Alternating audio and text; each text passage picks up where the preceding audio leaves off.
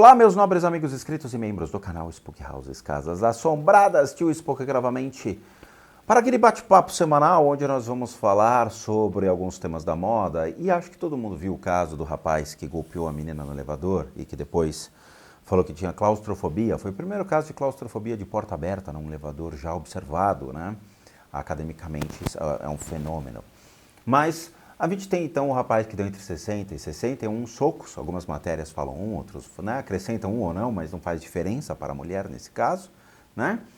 Diz que encontrará a cura, né? Porque se ele permanecesse no presídio, ele tinha encontrado a cura. Mas ele encontrou a cura, né? Ele vai atrás então de um tratamento. Tratamento para quê, né? Então, o advogado disse que o comunicado foi formulado, ele formulou um comunicado, né? Então, ele está preso desde a sexta-feira, mas foi solto, né? Diz que apenas passou o pensamento dele para o papel, tá? Em um dos trechos dos pedidos de desculpas, então, Igor diz que enfrenta o momento com humildade e esperança de que, com o tempo, todas as partes envolvidas possam encontrar caminhos de cura, reflexão e recomeço. Veja, é complicado, né? Uma diferença é você encontrar uma cura sem nenhum dano físico e a outra parte tem que encontrar a cura emocional e física.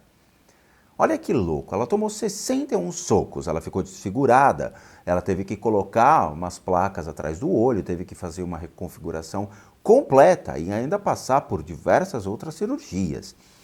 E eu espero que ele pague por isso, no mínimo, né? Financeiramente, né? Vai ser obrigado a custear tudo isso. Mas é diferente, né? Porque ele, então, está pedindo perdão publicamente, né? Como um ato de deixa eu voltar à sociedade, por favor, né? Enquanto que a outra vai ter que ter não somente um novo rosto e conviver com uma estrutura facial diferente, porque claramente não vai ficar igual, bem como uma estrutura emocional completamente abalada. Então veja, falar palavras desse tipo, jogar palavras ao céu, esperando que a pessoa então seja beneficiada por uma cura, né?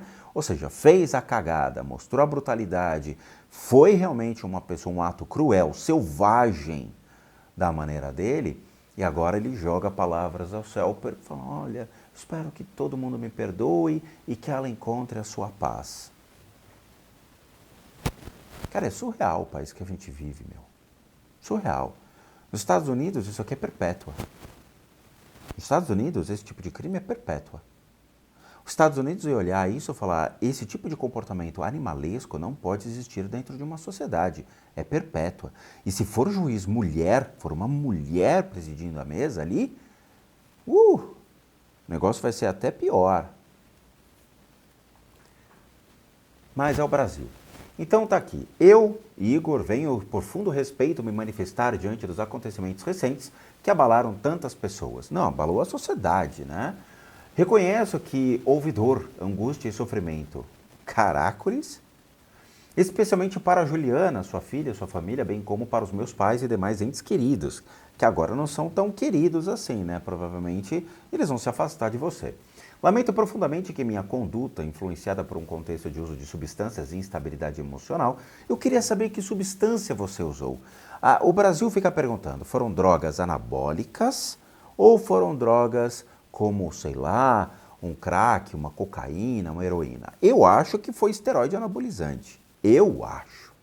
Maconha tem um elemento muito mais pacificador, dificilmente um maconheiro ia agir dessa maneira. Uma pessoa que consome crack ia ficar em torpor. Uma pessoa que consome cocaína teria um comportamento mais elétrico mesmo, mais enérgico, mais violento. A heroína, ela faz com que você também tenha um comportamento mais pacífico, uma vez que as pessoas que consomem heroína, elas ficam no seu próprio delírio, do inconsciente, na abertura das suas emoções, né, do seu mundo. Então ele aplica a heroína e fica largado no canto. É a viagem. A cocaína deixa elétrico. Agora, nós também temos drogas anabolizantes que podem fazer isso. Temos a trembolona, o clenbuterol, que podem ter ações desse tipo extremamente mais violentas e transformar um fisiculturista num assassino. Pode. Que droga foi essa? A sociedade quer saber, para até poder realmente tirar de circulação, né? Então ele tem uma instabilidade emocional que, junto com essas substâncias, explodem num comportamento mais animalesco, tá? Tenha contribuído para essa situação. Embora as circunstâncias ainda estejam sendo apuradas, sinto a necessidade sincera de expressar meu pedido de perdão a todos que de alguma forma foram afetados. Veja, como é que as situações ainda estão sendo apuradas? Se você então mostrou o seu depoimento, se você deixou claro tudo aquilo que aconteceu, então não tem nada para apurar. É realmente, olha, é aquilo que vocês viram na câmera. Eu exagerei, usei substâncias, como você alega, agredi uma mulher com 61 socos e agora eu quero responder por isso. Isso chama-se responsabilidade. Você estava, então, sob uma situação de transtorno emocional sobre certas substâncias, de acordo com o seu texto. Você agride uma mulher, então você mesmo tem que falar, agora estou disposto a responder por todos esses crimes, porque realmente não tem como sair disso, cara. Não tem mais o que apurar. Foi direto já mostrado o que aconteceu. Não tenho intenção de justificar nada, tampouco minimizar o impacto dos fatos, porque o impacto ela sentiu, 61 impactos. Apenas desejo que Juliana consiga encontrar força para o seguir em frente com serenidade, coragem e paz. A ela, sua filha e sua família. Ok? Enfrenta o momento atual com humildade e esperança de que, com o tempo, todas as partes envolvidas possam encontrar caminhos de cura, reflexão e recomeço. Cara...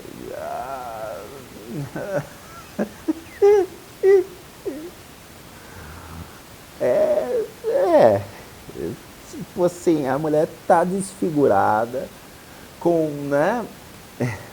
E, olha, desculpas não resolvem nenhuma situação desse tipo, cara. Desculpa por ter matado seu pai, desculpa por ter matado seu cachorro, né? Desculpa por ter tirado a vida do seu filho, desculpa por ter socado você quase a sua morte, 61 socos, e que você podia ter morrido, né? Veja, tem pessoas que morrem com 2, 3 socos desse tipo, batendo a cabeça no chão, e morre. Quer dizer, é o acaso. Ah, mas não morreu. Então o acaso me leva ao pedido de desculpas. Bom, nós temos a suposta agressão na cadeia, como já foi dito, né? Quer dizer, ele passou por um assédio na cadeia e que teria sido, então, violado o seu direito constitucional jurídico. Alta hospitalar e apoio, onde Juliana, no caso, né? Ela está em processo de recuperação hospitalar, passou por uma cirurgia de reconstrução facial devido às agressões no Hospital Federal do Rio Grande do Norte, Natal. A defesa, né, gerou palavras de apoio e carinho de diversas pessoas ali que desejam enviar flores e presentes a ela. Porém, a advogada esclareceu que, por orientação médica para evitar riscos, não está sendo permitido o recebimento de flores no hospital. Tá? As alegações, então, do agressor, tá? Que a gente já falou, ele disse que tinha claustrofobia e teve um ataque de fúria por causa disso. Quer dizer, ele não socou o elevador, ele socou a pessoa do elevador. Se eu tenho claustrofobia, existem maneiras de sair dessa situação, né? Acho que o justo seria ele socar o elevador, ou a porta do elevador. Acho que o mais correto seria socar a porta do elevador, para tentar sair. Que coisa. Mas tem um gap aqui que as pessoas não entenderam, e isso é importante. Muitas pessoas me enviaram notificações dizendo que muitas mulheres, então, passaram a se corresponder com ele, se for verdade isso, tá? Não sei ainda, mas recebi mensagens dizendo que ele estaria, então, sendo assediado, algumas mulheres interessadas em conversar com ele e tudo mais. Se isso for verdade, supostamente verdade, nós vamos entrar em um caso clínico muito legal e muito interessante, que chama-se hibristofilia. Rapaz, eu nunca ouvi falar disso. Pois é, o hibristofilia é exatamente uma parafilia que envolve interesse sexual, romântico e atração para aqueles que cometem crimes violentos, como, né, assassinato, assalto à mão armada ou crimes desse tipo, cometer um ultraje contra alguém, tá? Ter forte afinidade e preferência por. Muitos criminosos famosos, particularmente aqueles que cometeram crimes atrozes, receberam na prisão cartas de fãs. E isso é verdade. Richard Ramirez, ele recebeu diversas cartas de fãs. Você vê, Suzanne von Richthofen recebeu cartas de fãs. Eu já acho muito complicado quando pessoas desse tipo têm uma bibliografia, né? Ou seja, vai lá um cara, um ghostwriter, chega lá e fala, olha, eu quero escrever a sua história da sua vida. Por quê? Porque o cara quer ficar milionário, o ghostwriter, né? E aí você tem escritores que vivem atrás de cadeieros, de pessoas que cometeram crimes, porque isso é vendido para Netflix, isso é vendido para Amazon Prime, isso é vendido para essas plataformas de streaming que têm interesse, então, de divulgar a vida da Suzanne von Richthofen, a mulher que matou o cara da Nhoque, lá da Ioki, né? Você tem esses assassinos em séries que são cultuados e idolatrados. Não por uma questão de estudo acadêmico, mas a população adora esse tipo de coisa. Então, eu sou contra. Eu sou contra. Sabe por quê? Porque a oportunidade gera o ladrão. Então, na hora que você faz uma coisa desse tipo, tá? Você está dando luz a pessoas que possivelmente estão precisando de notoriedade. Veja, a justiça brasileira. A justiça brasileira, ela pode condenar uma pessoa até 30 anos de cárcere privado, né? Ou seja, o cara está lá, fica trancadinho, até 30 anos. Você vai olhar, sentença, 2.000 anos. Mas não pode, é até 30 anos. Se o cara tem boa conduta, é um cara legal, se o cara ajuda lá no presídio, se o cara trabalha e tudo mais, que seja em 15 anos. E outros atenuantes, como réu primário e tudo mais, ele pode sair em 10 anos. Algumas pessoas saem antes, mas que seja uma média de 10 anos. Se em média de 10 anos ele sai, ele pode se tornar uma pessoa milionária. Por quê? Porque ele vai usar da própria imagem dele para ganhar, então, escrever livros, para se converter ao Evangelho, né? Que muitos se convertem. As pessoas se tornam, então, sempre um artífice da sociedade. Então eu vou explorar a minha imagem, ganhei dinheiro, ganhei fama, e vou ser considerado o assassino lá de tal, ou o criminoso tal, e fica rico. E fica rico. Leia-se Pedrinho Matador em podcast. Pedrinho Matador escreveu livros. O cara matou mais de 100 pessoas. E escreveu livros. O esquizofrênico que se autodenominou esquizofrênico, né, na cadeia, o canibal de Guaranhuns, lá de Garanhuns, ele se autodenominou esquizofrênico, né, porque o próprio psiquiatra disse que não, que eles são assassinos, né. O próprio juiz falou, não, você não é louco, você é um assassino. Estava escrevendo um livro, né, o livro dele foi publicado.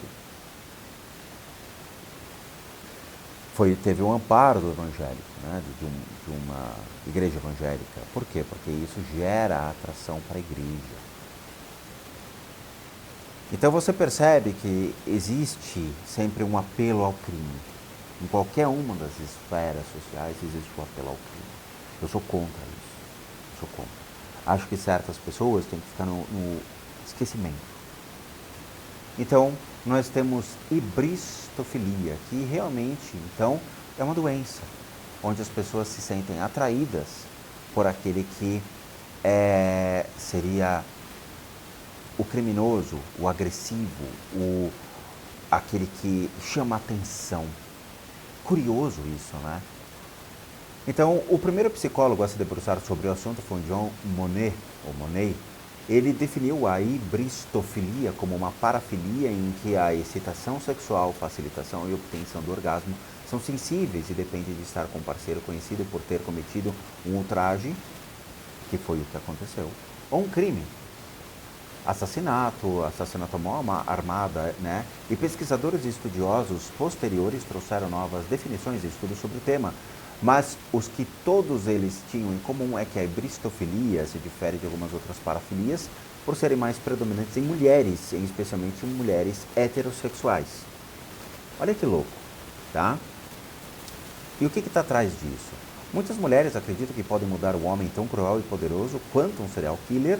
Outras veem o garotinho que assassinou ou já foi e procuram cuidar dele. Algumas esperam dividir os holofotes da mídia ou conseguir o contrato para escrever um livro ou filme. que é exatamente o que eu falei. A noção do namorado perfeito, ela sabe onde ele está o tempo todo e sabe que ele está esperando ou pensando nela. Embora ela possa alegar que ele a ama ou ela a ama, ela não precisa suportar os problemas do dia a dia envolvidos na maioria dos relacionamentos, não há roupa para lavar, nem cozinhar para ele, nem prestar contas a ele. Ela pode manter a fantasia carregada por um longo tempo, tá? Olha que louco esse tipo de coisa. É uma disfunção, tá? Isso pode trafegar dentro do que seria uma perversão, uma neurose, né? Não é algo, eu acho que é muito mais um sentido de perversão, de ser algo contra a lei, de ser algo promíscuo, de ser algo, vamos dizer assim, oculto. Porque veja, se você sai com uma pessoa que cometeu crimes sexuais, né? Então o cara cometeu crimes sexuais e é violento. E a mulher, nesse caso, gosta de um homem violento na cama, de um homem agressivo. Então é um prato cheio para que ela tenha relações sexuais com um cara que cometeu atos contra mulheres. Então veja, ela se sente mais estimulada a um sexo violento e agressivo, quase ao ponto, então, de tirar a sua própria vida. Tem mulheres que podem sentir isso? Tem. Tem. Eu já acho um absurdo mulher gostar de soco, tapa na cara e soco na costela, que eu acho que que é o ato amoroso de entrega do corpo da mulher para o homem, né? Porque o ato é esse, a mulher se entrega para o homem, o ato de confiança amoroso, ele tem que ser tratado com respeito, com dignidade, com amor, com afeto, com responsabilidade, né?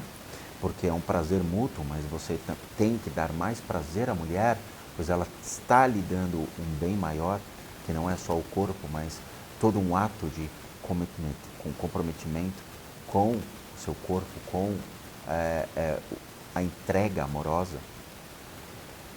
Eu acho um absurdo as agressões que a gente vê hoje, né? Então você vê em programas de auditório, né? O cara pergunta, né?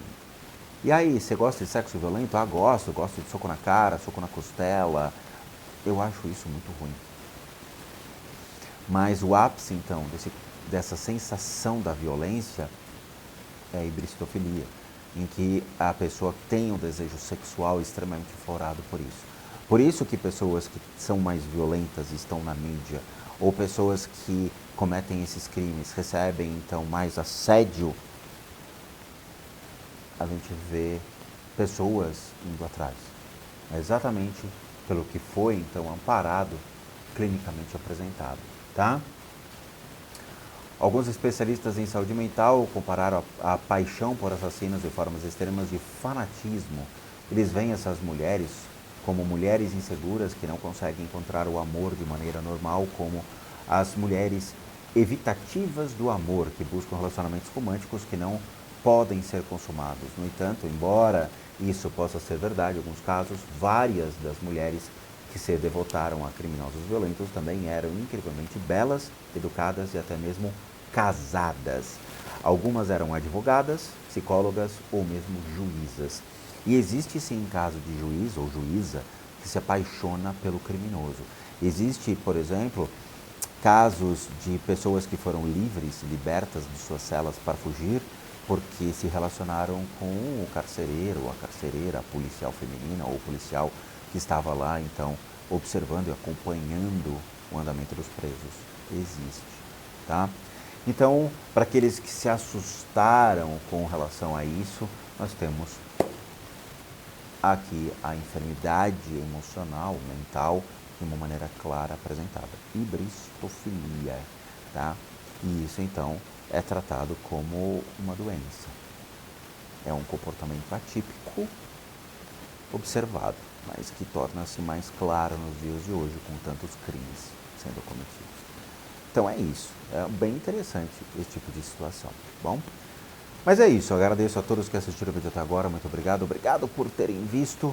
Bom, como recadinhos finais, todo mundo sabe que eu, Rodrigo, sou um terapeuta, um psicoterapeuta alternativo, sou licenciado nacional e internacionalmente por institutos que me habilitam, me capacitam para que por meio de técnicas complementares a gente possa complementar a medicina, não substituir, complementar junto aos tratamentos das enfermidades física, emocional, mental, bem como as limpezas de casas, análise de casas. E para aqueles que querem passar por isso, devem encaminhar um e-mail para limpesadecasas@gmail.com. O mesmo encontra-se aqui abaixo, tá? É só abrir ali e você encontrará direitinho como mandar, tá? Lá você pode ter todas as informações dos tratamentos, bem como os respectivos valores. Para aqueles, então, que querem ajudar o canal, nós temos 3 formas de donation: PayPal, seja membro, valeu. Os 3 encontram-se aqui abaixo, basta você clicar em qualquer uma dessas abinhas, vai ser levado a uma pagininha que você pode doar o valor que você quiser ou puder, ou mesmo nosso site, casasassombradas.com.br. Muita coisa legal para vocês, vejo vocês nos próximos vídeos e bons sustos a todos nós.